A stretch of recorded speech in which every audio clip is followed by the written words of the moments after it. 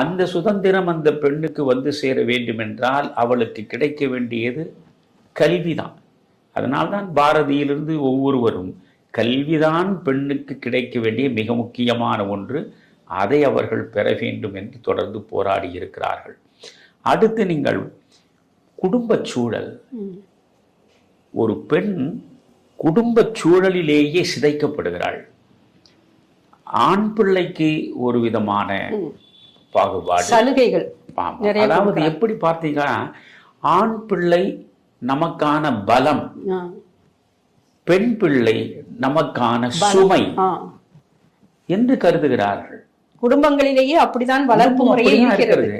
அதாவது நீ ஓடாதே, நீ ஆடாதே, நீ பாடாதே, நீ சிரிக்காதே என்று சொல்லி சொல்லி சொல்லி அந்த பெண்ணை வளரும் பருவத்திலேயே சுய சிந்தனை அற்றவளாகவும் சுதந்திரத்தை இழந்தவளாகவும் இவர்கள் உருவாக்கி விடுகிறார்கள்.